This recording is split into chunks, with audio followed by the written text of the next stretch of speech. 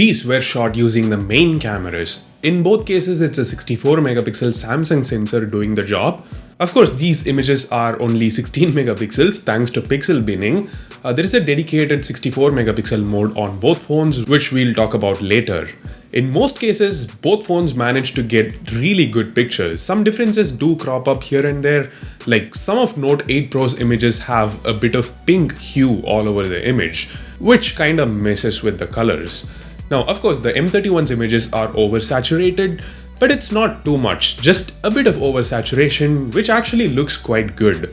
The Note 8 Pro also overexposes some scenes, like this one's a bit too bright. This one too. The M31's image has more contrast as well. There is one thing the Note 8 Pro does really well, and that is capturing the fine details. You can zoom into any scene and you'll be able to see more details on the Note 8 Pro's image, especially towards the edges and corners, which is something I noticed in ultrawide images as well. The difference is even more prominent here. The Note 8 Pro's images are a lot sharper. Both are 8 megapixels, by the way. Now, before we continue, a huge shout out to cdkoffers.com for sponsoring this video. CDK Offers is an amazing platform that sells a lot of software and game keys at very reasonable rates. But the most important of all, and my favorite, would be the Windows 10 Pro key. Click the link in the description, click buy now, type in the promo code TJ20 to bring the price down to less than $14, which is just about 1000 rupees for genuine Windows 10 Pro. Click submit order, make the payment, and done. Now click user center. If the order is still processing, refresh the page after a minute. Now go in and you'll find the key. Now all you need to do is copy the code, search for activation in the start menu, go here, click change product key, paste the code, and activate. That's it. You've got genuine Windows 10 Pro on your PC now for less than $14. So do check out cdkoffers.com, link in the description. Back to the video. The M31's ultrawide camera can capture a slightly wider scene, but when you look at this comparison, you can see a huge difference. The M31's image covers a lot more of the scene. The reason is, the M31 doesn't do lens correction. If you look carefully, the M31's image is slightly distorted. The high-res building over here looks curved. But the Note 8 Pro does that correction, and for lens correction, the image needs to be cropped a bit. Anyway, once again, you can notice slightly oversaturated colors, more contrast on the M31's images. It's also going for a very cool bluish look. The Note 8 Pro captures more natural colors. It's quite obvious in this case. This was shot during sunset and the Note 8 Pro represents it better. But I do acknowledge the fact that the M31's ultrawide images look great in some cases. But when it comes to low light performance, doesn't matter which camera we are talking about, whether it's main or ultrawide, the Note 8 Pro performs considerably better. It captures way more details. The M31 tends to smudge up all the details. It's probably due to aggressive noise reduction, but the loss of details is pretty obvious in most cases. The main cameras support night mode on both phones, and here's one thing I noticed. On the M31, there is a significant crop, and the final image is only 8 megapixels instead of 16, and that explains why the Note 8 Pro's night mode images are noticeably sharper. Let's now get to the 64 megapixel mode. It can be accessed easily on the Note 8 Pro, while on the M31 it's a bit tricky. It's not the most user-friendly placement. From what I've seen, a lot of people are not even aware of this option. Anyway, the image quality itself is pretty much the same. In some cases, the Note 8 Pro image is sharper. The M31's noise reduction is a bit aggressive, so as a result, it misses out on some details. And once again, towards the corners, there is lack of sharpness and contrast on the M31's images. Anyway, this is a mode you should not be using regularly because number one, it takes up a lot of space, about 20 MB per photo, and more importantly, number two, HDR doesn't work in this mode. Speaking of modes you shouldn't be using frequently, let's jump to portrait mode.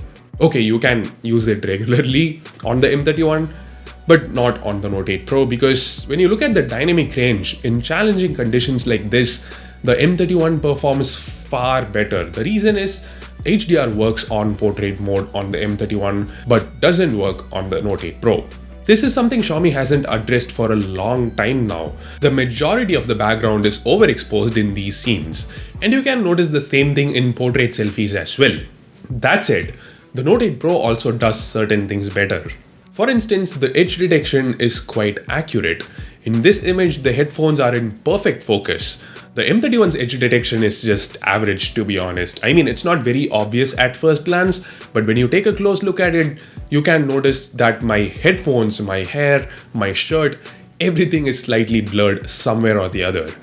Also, the M31 selfies looked like the beauty mode was enabled, but it wasn't. But on the other hand, the Note 8 Pro selfies are considerably sharper with more details. Guys, in case you don't understand those technical terms like highlights, overexposed, dynamic range and so on, please watch this video. Everything's been explained in very simple terms. I guarantee you'll love it and learn a lot from it.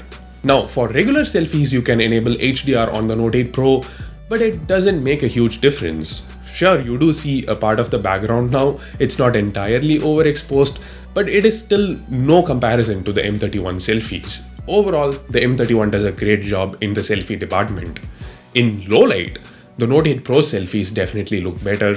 They're slightly brighter and sharper, but surprise, you can use the night mode on the M31 for selfies, so that makes it better than the Note 8 Pro. These phones also have a third functional camera, which is the macro camera. 5 megapixels on the M31, 2 megapixels on the Note 8 Pro.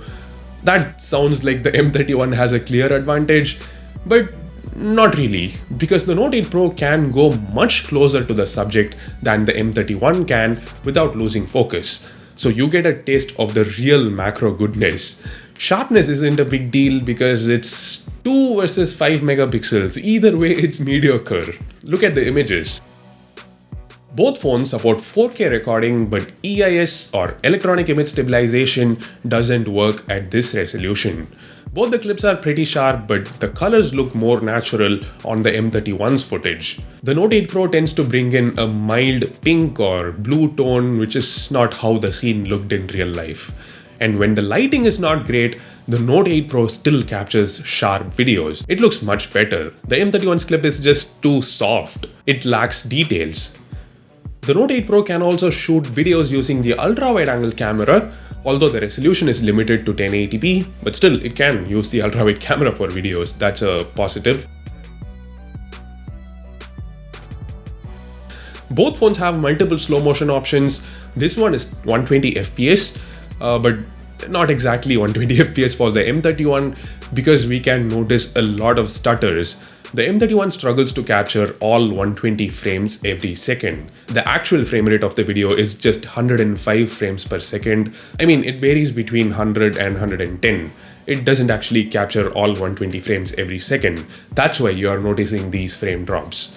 The Note 8 Pro also has a 240 FPS option, which the M31 doesn't have.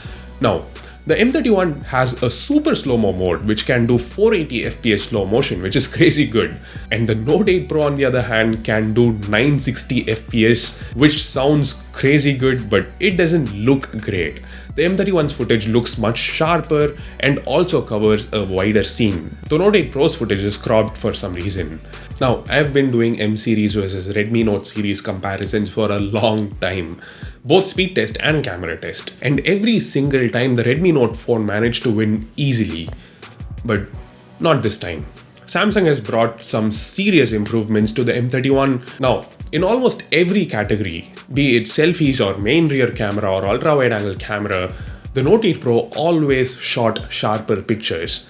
But when it comes to colors and dynamic range, the M31 really surprised me. Samsung's image processing is really good, especially in portrait mode or live focused mode and even selfies. But at the same time, the Note 8 Pro still has a strong hold in the camera department because in almost every low light scenario, the Note 8 Pro performed much better. Another reason is the Note 8 Pro has great support for Google Camera. The developers behind the port are actively pushing updates almost every other week, and you can access all 3 cameras on Gcam, which is not possible on most other phones that support Gcam. Also, the ability to shoot videos using the ultra-wide angle camera, better macro shots, some slow motion modes and the 64 megapixel mode, all these were better on the Note 8 Pro. So yeah, overall I would say the Note 8 Pro still holds a slight edge. But I do acknowledge that the M31 performed really well in a lot of situations, and the difference isn't that big anymore. So you can probably look at the other stuff like the display, the performance, the battery life, and so on. Here's a speed test if you're interested, and then decide which phone to buy. So that's it from me. Subscribe, hit the bell icon, that would really help me. Thanks for watching. This is Ashwin Sundar, and I'll see you in the next one. Or I'll see you in the comment section. Bye.